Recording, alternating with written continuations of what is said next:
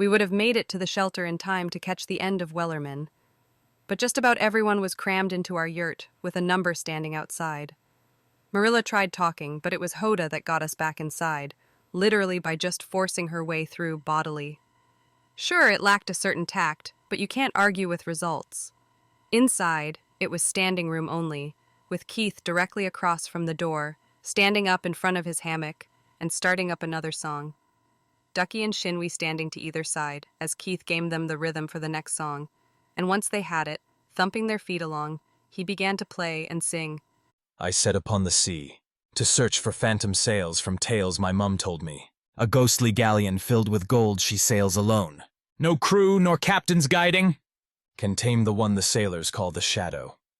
Marilla dropped silent, which was saying rather a lot in itself. Everyone was now banging out the rhythm along with the Asu, both the folks inside, and the ones who were just outside the door, save for two, and they stood out, the trills. Their color had brightened considerably, and sections of their skin were turning outward as if... Were they flowering? Oh God, of course. The trills were essentially plantoids, and plants on Earth responded to music. But they wouldn't have music on their world. Prodigal looked to me in my rumination and gave a nod. Yes, music.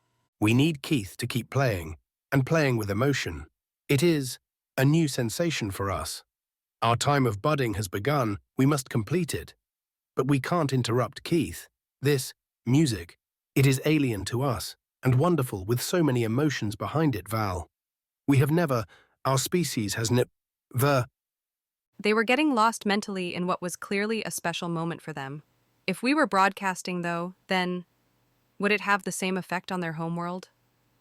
I had to excuse myself a moment, though Marilla gave no response. As the song about a cursed ship went on, Keith was clearly having a lot of fun with it himself. The wear and tear of the last few weeks seemed to be sloughing off as he played, and I mouthed for him to keep playing as he locked eyes with me, and I pointed to the trills.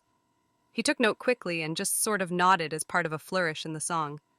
For most of the species, the music seemed to be something that they could simply just enjoy, but exceptions were there. Hoda came up next to me. He never mentioned he was a skald. She was near yelling, but with the press and noise, there wasn't another viable option. I shrugged. What's a skald? Hoda blinked, taken a bit aback. I thought you were the one who went to that... whatever. I did go to university, but I was on an athletic scholarship. I don't remember that in my lessons.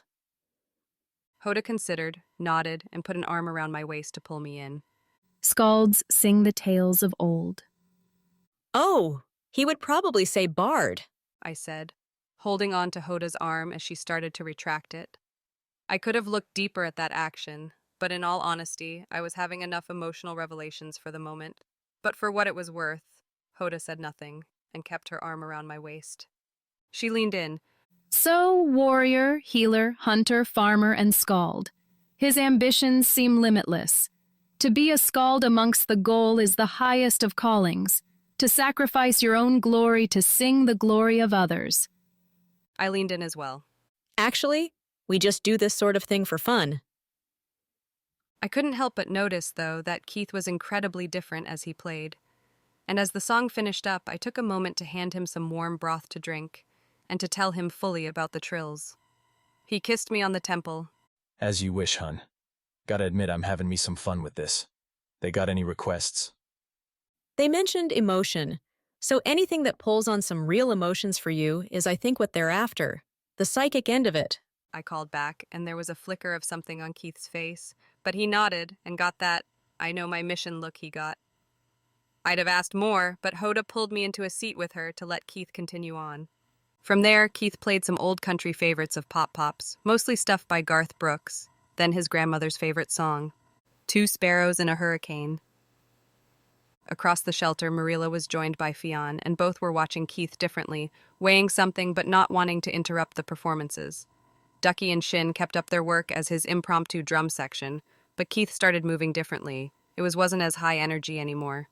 His eyes looked far away as he played on, staring off at people who weren't there anymore. Next, I song that was vaguely familiar, but I didn't quite know where I knew it from. The road I have traveled on is paved with good intentions.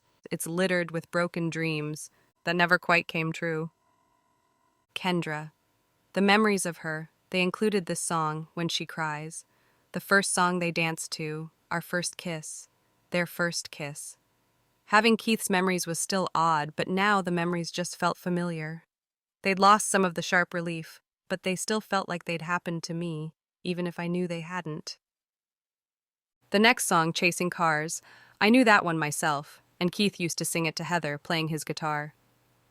Everyone was still wrapped in attention, and then I started to notice the glow.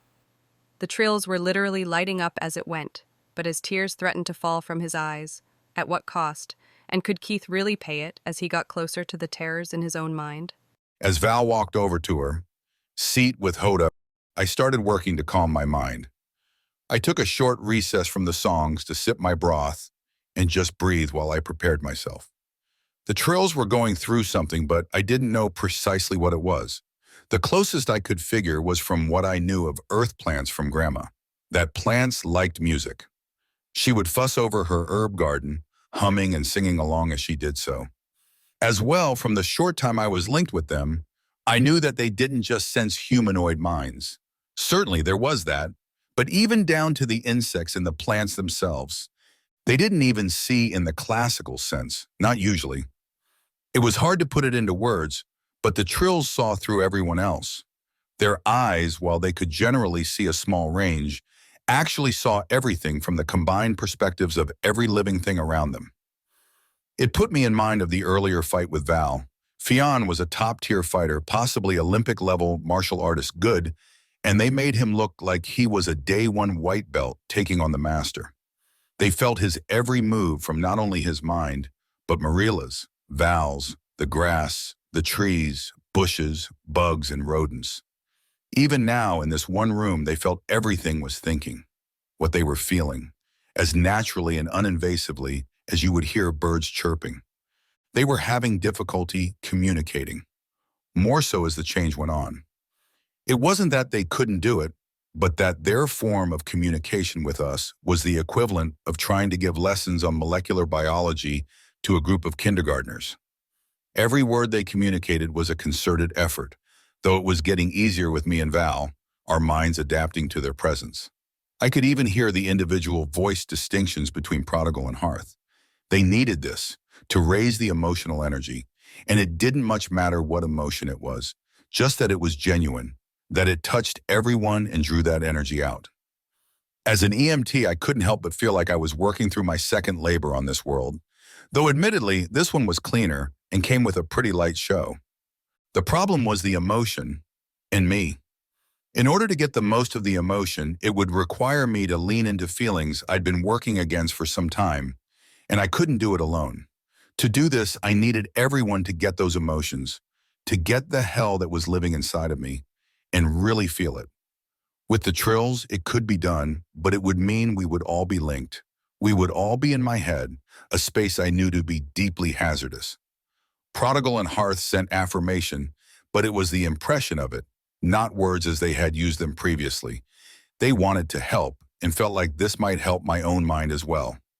Steadying myself, I punched the green button. Game Master, can I have a word with you? Ravaja Tick came on, and his countenance was quizzical. He didn't trust whatever was going on, but he was willing to talk. Survivor Keith, I see we're in better spirits than our last discussion. I did wince a bit. Yeah, I'm sorry about that run. Me and Val were on way too much caffeine and 36 hours without sleep.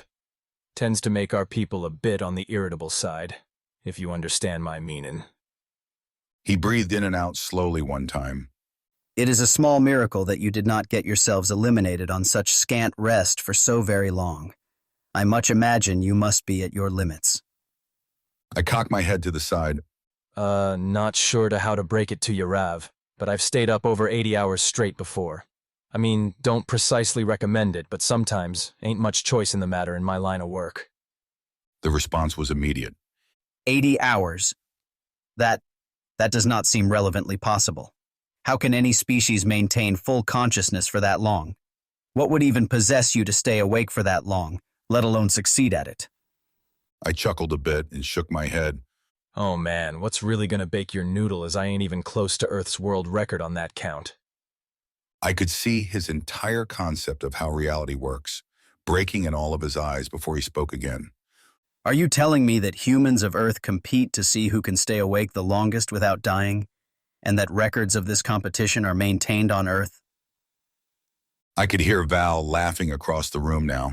She was nearly crying, and much fun as this conversation, I needed to move past it. Ask Miss Annabelle to send y'all a copy of the Guinness Book of World Records sometime. That ain't anywhere near the most asinine thing we compete over, or the most dangerous. For further fun, look up the running of the bulls in Pamplona, Spain. But, afraid there ain't much time to keep going down that particular route. I'm in need of a favor, if and you don't mind. Ravajatik recovered himself, two of his hands smoothing I guess you'd call it a suit, and coming back to the matter at hand. And what is this favor?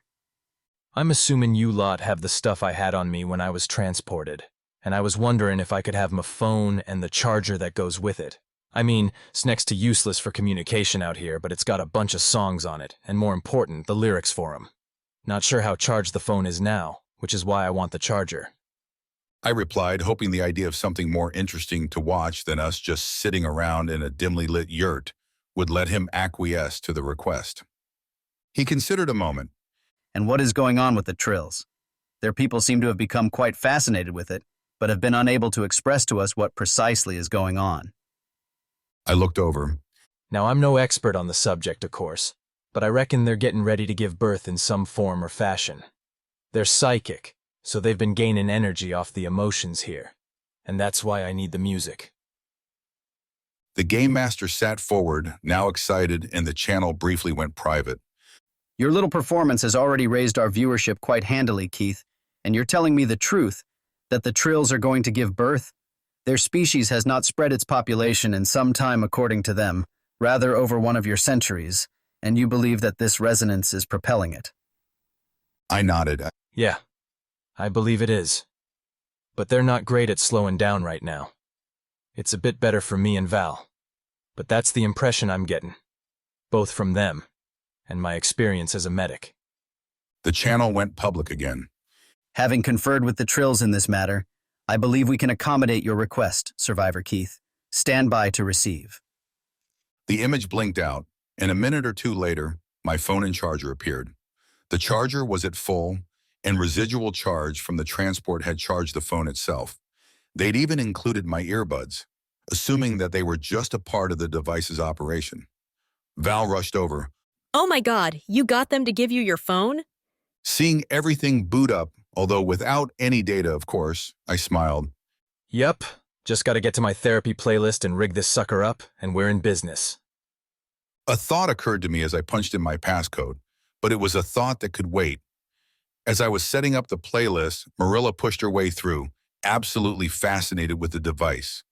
So humans have technology like the Kathrall as well, do they? Thankfully, Val took that moment to draw Marilla over to talk with her about it. Or I never would have gotten ready. The luminescence was dimming a little, so I ran through what would be my set list. I didn't necessarily need it, but I felt better having what would essentially be a karaoke setup. I jerry-rigged the phone so it would sit like a teleprompter. If I lost where I was, it would work, but I needed a test track to get started. Isolated out the guitar bits and played with the volume controls till it sounded right, and took back up my stage looking out to my tribe. All right, party people. Now, I know everyone heard me talk with the GM, and I'm gonna need your help here, 'cause to help Prodigal and Hearth, I gotta reach deep emotionally, and it won't be easy.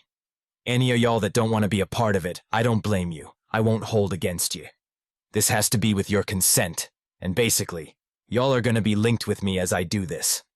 Not gonna lie, it's gonna be rough, but they've done so much for the lot of us, and I feel like helping them out here is the least we can do for them. It's up to y'all. All right, let's roll. I looked down for a moment, and when my head came up, I felt it.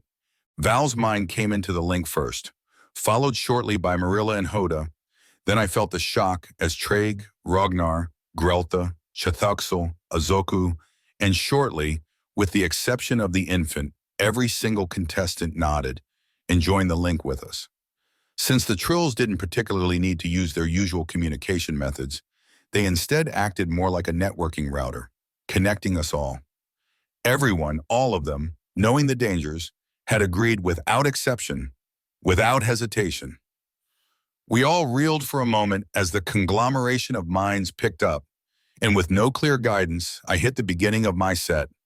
I'll never be a knight in armor with a sword in hand, or a kamikaze fighter.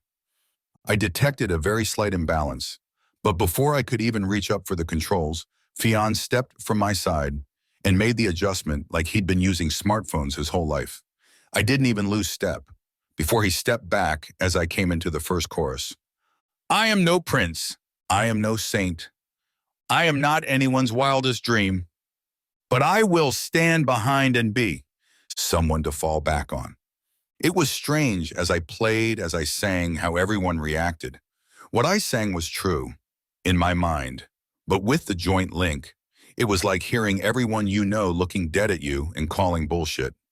Traig's mind, oddly enough, the one most prolifically calling out my own feelings about myself. As I got ready to wander mentally at the curiosity of it, I felt the nudge from Prodigal, pushing away the lateral and refocusing me on the moment, the music. And then the first hit of the deeper emotions began to hit as I sang. It was a trip. I could feel them feeling my feelings. It wasn't just the loss, the deaths. As the trauma racked up, people just drifted. They said they were there for me. They said they'd stay with it, but either they couldn't handle the lows, unable to approach how deep it all went, or if it was like I was being dragged down deeper, them trying to keep in my grief. Women learned about Kendra and Heather, and they left. Oh, they were polite about it, but it was like a doom clock started as soon as they found out. By the time I finished, the glow from the trills had picked back up, and I could feel tears coming, fighting them down. I couldn't break now, before I'd even really begun. I'd started this, and finally I had one life raft, one chance for everyone to truly understand me, on a world full of aliens, as the storm battered the sides and roof of our shelter, and I wouldn't give it up for the world. I will protect them all.